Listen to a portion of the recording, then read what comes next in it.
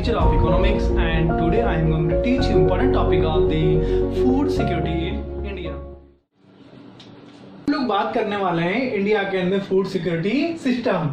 Food security system को हमने दो भागों में बांटा है, एक है बफर स्टॉक और दूसरा है पीडीएस। सबसे पहले हम आज बात करने वाले हैं बफर स्टॉक के बारे में। क्या होता है buffer stock? Buffer stock, it is the stock of an food grains and procured by the government thought and food corporation of India FCI। जहां हम लोग बात कर रहे हैं कि food corporation of India FCI के माध्यम से क्या होता है कि फूड को अपने ग्रेन्स के अंदर, अपने गोदामों की हम लोग बात कर रहे हैं, गोदामों के अंदर क्या कर लिया जाता है, स्टॉक कर लिया जाता है। और उस स्टॉक किए हुए फूड को कब बाहर निकाला जाता है? जब उसकी नीड्स हो या इमरजेंसी के टाइम। तो ऐसे स्टॉक को हमने किस नाम से जानते हैं? हम उसको जानते हैं बफर स्टॉक के नाम से। फिर हम लोग बात कर रहे हैं कि एफसीआई जो ऑर्गेनाइजेशन है गवर्नमेंट ऑफ इंडिया का जो ऑर्गेनाइजेशन एफसीआई, उसके काम क्या है? FCI purchase wheat and rice from farmers in state where there is a surplus and production.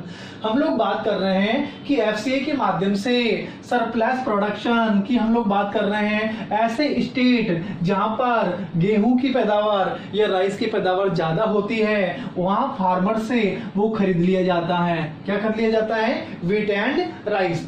मतलब एफसीआई के माध्यम से ऐसे स्टेट में जाया जाता है और कि जहां पर गेहूं और चावल की पैदावार ज्यादा होती है, तो उन स्टेट से बड़े सस्ते दामों पर वो व्हीट एंड राइस को खरीद लेती है। Farmers are paid a pre-announced price for their own crops and which is then called a minimum support price MSP।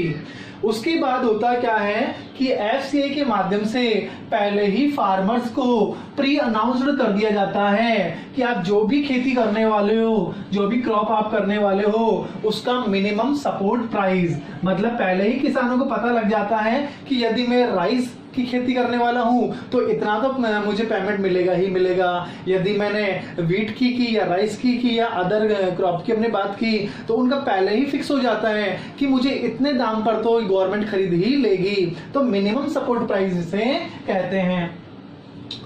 The purchased food grains are stored in granaries। हम लोग बात कर रहे हैं कि एफसीआई के माध्यम से अपने ग्रैनीज के अंदर, मतलब अपने गोदामों के अंदर उस फूड को पहले ही क्या कर लिया जाता है? स्टोर कर लिया जाता है। और इमरजेंसी के टाइम पे या नीड होती है जब उसको बाहर निकाला जाता है। They distribute food grains to deficit areas and poor state of society at very low price, which is also called issue price।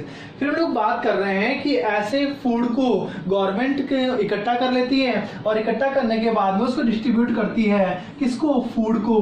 कहाँ पर डिस्ट्रीब्यूट करती है? ऐसे पूरे स्टेट, मतलब कुछ गरीब राज्य हैं जहां पर फूड की ज्यादा प्रॉब्लम आ रही है, वहां पर उनको डिस्ट्रीब्यूट किया जाता है। या ऐसे एरियाज हैं जहां पर संभावना काफी खराब है, तो वहां पर उसको डिस्ट्रीब्यूट किया जाता है और लो प्राइस के अंदर उसको बेचा जाता है। तो इस पूरे फॉर्मूले को इन्होंने क्या नाम दे दिया? Issue price. कभी आपसे पूछा जाए कि what is issue price, issue price क्या होता है, तो आपको बताना है कि गवर्नमेंट सस्ते दाम पर फूड को खरीदती है और ऐसे पूरे स्टेट के अंदर लो प्राइस के अंदर ही उसको बेच देती है। इसको ही क्या कहते हैं? Issue price.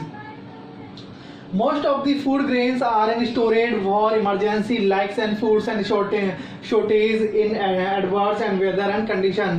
हम लोग बात कर रहे हैं कि जो फूड को हमने इकट्ठा किया है ग्रेन्स के अंदर, गोदामों के अंदर हमने इकट्ठा उसको किया है, उसको स्टोर करने के बाद में हम उसको निकालते कब हैं? जब हमारे यहाँ इमरजेंसी के हालात यदि पैदा हो जाते हैं उस समय, या फिर हमारे खाने की शॉर्टेज हो जाए, फूड शॉर्टेज यदि यहाँ पर हो जाती है, या फिर वेदर कंडीशन यदि कोई हो जाती है, तो ऐसे टाइम पे हमने जो हमारा फूड सिक्योर कर रखा है उस फूड को हम बाहर निकालते हैं और हमारे पीपल की जो नीड्स हैं उसकी आवश्यकता की पूर्ति करवाते हैं।